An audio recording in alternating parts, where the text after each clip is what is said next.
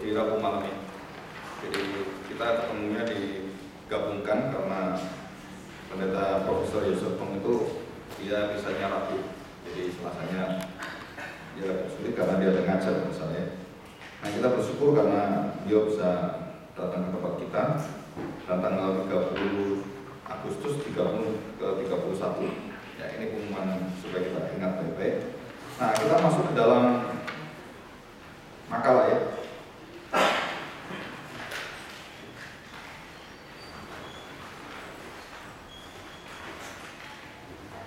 Makalahnya kembali. Nah, jadi sini. Saya menuliskan dan membuat chart ini nanti kita akan melihat bahwa banyak gereja dan juga beberapa cara kita melayani itu berpikirnya itu ada 3 poin secara umum ya.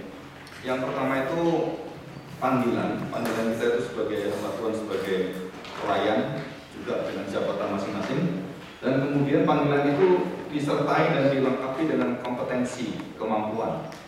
Dan jangan lupa bahwa kompetensi itu Tuhan yang menganugerahkan pada kita, baik yang sudah ataupun yang nanti dikasih. Jadi yang sudah itu kita dipersiapkan dari kecil, dan yang nanti adalah Tuhan waktu berjalan Tuhan memberikan kuasa itu.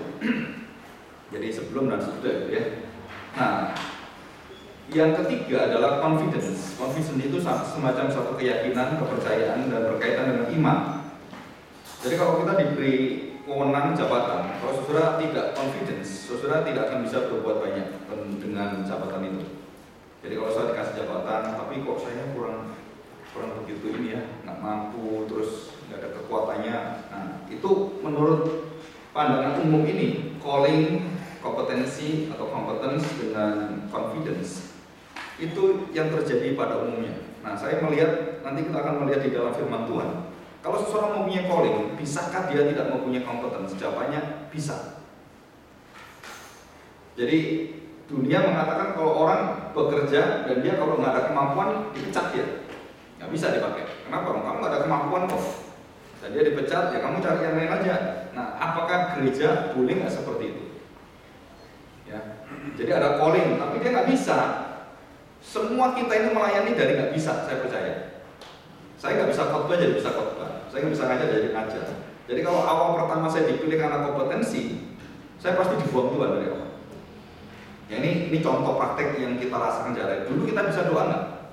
Nah bisa kan? Mungkin doa aja diajari pelan-pelan Bapak kami kan gitu kan. Nah kalau itu langsung dituntut kompetensinya nggak bisa. Nah nanti kita akan pelajari, ya. Dan bagaimana kita terjebak dengan sistem organisasi dunia, sekularisasi, masuk dalam gereja, dan akhirnya itu menguasai gereja menjadi satu bukan sesuatu yang terasa itu adalah dosa. Tapi kalau kita lihat baik-baik, itu betul-betul berhala kita sebenarnya. Jadi kalau kita mengunggulkan kompetensi, itu menjadi berhala gereja. Saya mau mencari orang yang bisa melakukan ini. Nah, saudara itu menuju pada satu berhala. Yesus mengangkat murid-murid tidak dan bisa jadi murid. Dan semua murid itu akhirnya gagal semua. Kalau kita pelajari kan betul kan, murid itu siapa yang berhasil? Nggak ada yang berhasil. Mengaku-ngaku iman, menyangkali imannya, kan gitu kan? Nah kalau kita pelajari apakah gereja itu memakai cara yang seperti Tuhan Yesus praktekkan itu, atau kita pakai cara yang profesional dunia, kompetensi dunia dan keagungan dunia itu.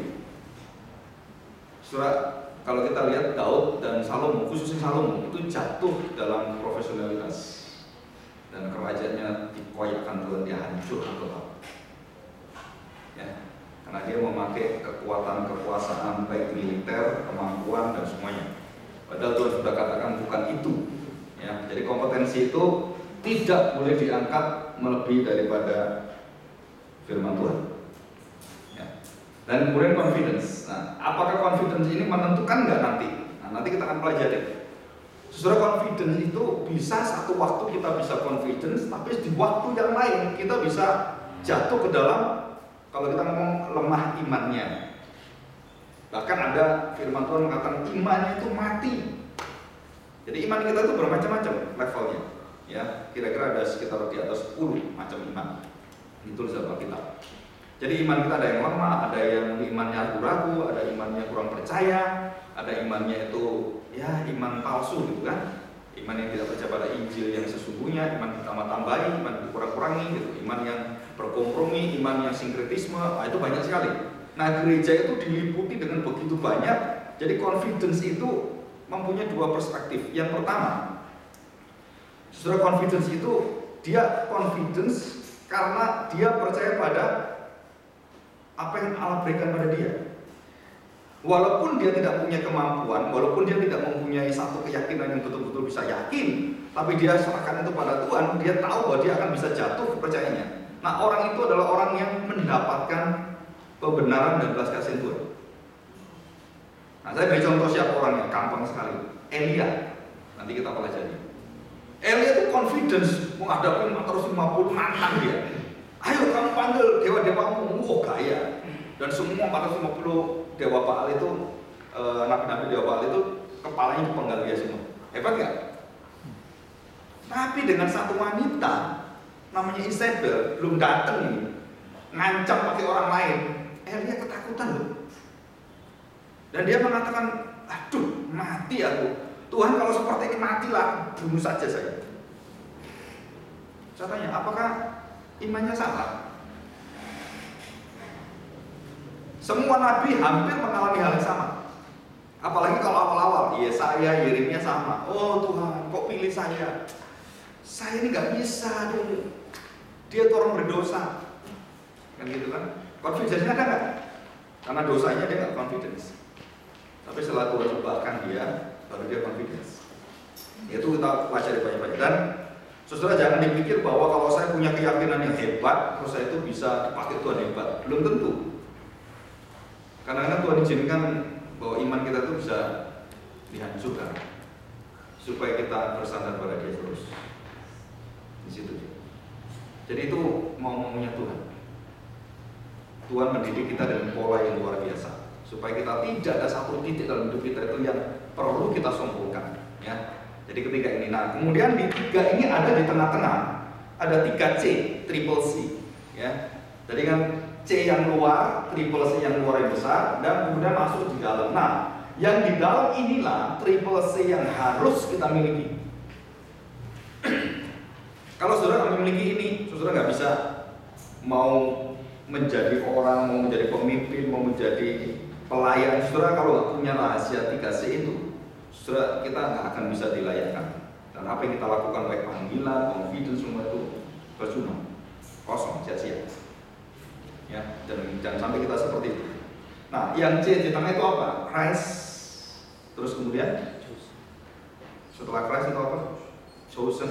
Terus kemudian covenant. Jadi kenapa kita mengatakan bahwa leadership itu harus Christ center leadership? Karena tanpa Christ leadership kita nggak bisa dibangun. Kalau kita membangun leadership kita dengan cara agamawi, moralitas, saudara tidak akan bisa. Gereja tidak diperbolehkan membangun kepemimpinan gereja dengan cara-cara pola dunia. Itu betul-betul pisah dan jelas sekali. Kecuali orang-orang yang tidak tahu kejelasan perbedaannya. Kalau kita yang tahu benar-benar firman Tuhan, itu jelas sekali bedanya. Wah, ini orang kepengaruh dunia. Nah, ini bahaya. Oh, ini orang yang murni. Dia tahu kenapa? Karena prinsipnya dia hitam dan putih, bukan abu-abu. Dan yang paling celaka adalah hampir semua gereja boleh dikatakan tidak ada yang murni menurut Tuhan. Hanya beberapa gereja yang bertaruh hidup mati. Nah, gereja itulah yang murni. Dan gereja-gereja yang murni seperti inilah yang dipakai Tuhan membangun negara, baik negara Amerika, Eropa, dan semuanya. Nah, orang-orang yang murni seperti itulah yang dipakai Tuhan untuk membangun Jakarta seperti Ahok. Tuhan tidak butuh 1000 orang pandai. Tuhan tidak memilih 100 atau 1000 orang ahli Taurat jadi murid dia. Tuhan memilih 12 murid dan hampir semua nelayan. Saya tanya, kenapa?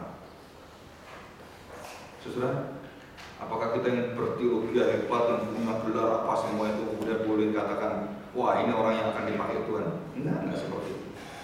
Waktu Samuel memilih apa yang dipilih Tuhan, Samuel pun jatuh ke dalam mata secara dunia. Samuel itu nabi, tapi tetap matanya jatuh ya. Betul. Ini loh kamu keluarga saya, anaknya itu akan menjadi raja bagiku. Lihat Ruben, sampai ini lihat kakaknya apa?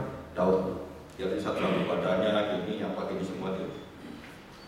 Wah ini gede, wah cocok menjadi raja. Ini cocok. Nah, menurut Samuel, wah kalau gini ini cocok. Saudara, Samuel itu nabi. Pendeta juga sama. Pendeta itu sama matanya jatuh seperti Samuel. Kalau dengan orang kaya, orang pinter, orang hebat, kita langsung berpikir apa? Wah ini cocok ini ke gereja saya. Soalnya itu berhala. Mata kita sudah terlatih untuk berhala. Kalau saya berbicara seperti ini, hampir semua gereja itu yang dipilih itu karena kaya. Yang kedua karena temannya. Dan tidak ada yang dipilih karena karakternya. Jarang sekali. Yang dipilih pertama itu konconya dulu, orang kaya. Nah seperti itu. Jadi dari sudut ekonomis dan dari sudut yaitu polusi. Ini kan sudah nggak benar semua ini kan. Tapi itu terjadi dan bukan hanya terjadi, itu sudah mengakar urat. Nah itu bisanya dihancurkan oleh siapa? Kita doa supaya ada ahok-ahok di gereja. Hantam semua, bulat dulu. Ya, tapi harus dikasih kuasa, kalau enggak mental ya. Nah, jadi Christ chosen covenant. Nah, kita ini dalam perjanjian. Kamu tidak setia, aku setia. Mau nggak pemimpin seperti itu? Anak buahnya nggak setia jatuh. Kita belajar setia terhadap anak buah kita. Dunia tidak mengenal ini. Dunia tidak mengenal ukuran. Dunia mengenal kamu berbuat A, tak kasih upahnya B. Kenapa? Karena kamu mengerjakan ini, tak kasih ini. Kamu nggak bisa kerjakan, saya nggak kasih. Kamu melanggar, tak hukum. Kan itu dunia kan. Nah di dalam gereja, kepemimpin gereja nggak seperti itu. Waktu murid-murid mengenyapkan hati Tuhan Yesus, saya tanya, apakah Tuhan Yesus kemudian marah-marah dengan mereka?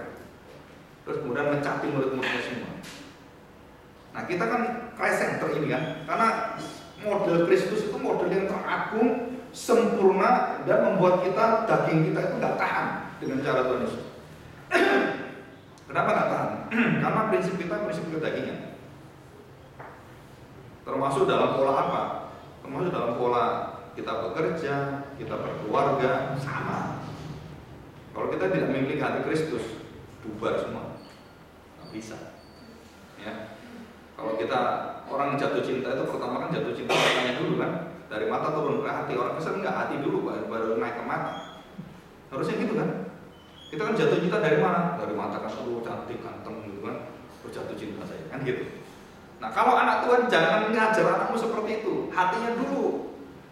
Tuhan engkau memberikan aku nggak hati. Nah kalau dia ketemu hatinya, matanya itu diatur oleh hatinya. Kalau kita nggak, matanya ngatur hati kita.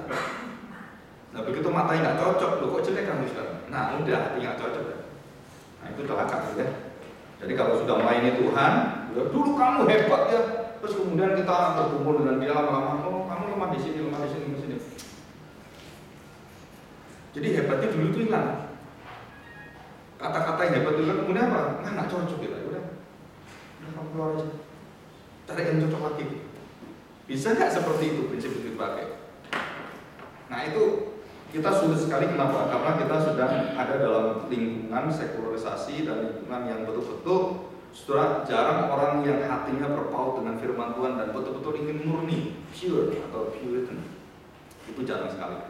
Tapi kalau saudara terapkan itu dalam hidupmu dan saudara tetap berpegang, keluargamu dan cucumu, turunanmu itu dipakai Tuhan untuk menjadi terang masyarakat, terang dunia. Tapi kalau kita sendiri bobrok, bagaimana kamu jadi terang dunia? Bagaimana kamu jadi pemimpin yang hebat? Nggak bisa, nggak bisa. Ya. Oke, kita lanjutkan. Ya, nah, ini sudah kita tahu kan. Jadi pola berpikirnya begitu, saudara ya.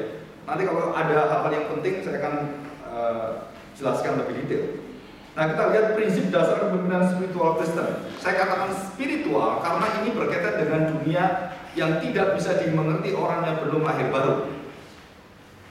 Prinsip-prinsip yang saya katakan itu tidak mungkin bisa dimengerti oleh orang hatinya belum mengenal Tuhan dan dilahirbarukan. Tidak bisa.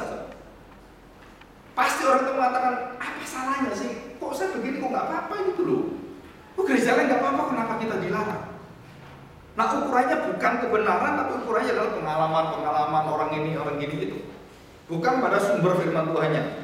Nah, kita belajar dari kalimat-kalimat Tuhan Yesus yang saya pelajari dan ini baru dapat 2 bulan yang lalu saya.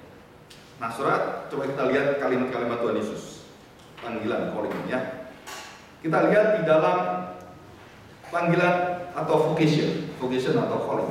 The calling of God, the Father, khususnya Tuhan Yesus ya. Perhatian kalimat-kalimat Tuhan Yesus mengatakan kalimat ini dan kita hampir melawan kalimat Tuhan Yesus. Aku tidak bisa berbuat apa-apa. Ini Tuhan Yesus yang ngomong. Tapi orang-orang yang di gereja, di pelayanan kita, kemudian nanti kita, kamu harus bisa, nah kan gitu kan. Slogan kita kan seperti itu.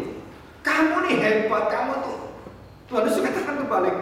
Aku tidak bisa berbuat apa-apa. Loh, Tuhan kurang apa? Tuhan Yesus kurang apa?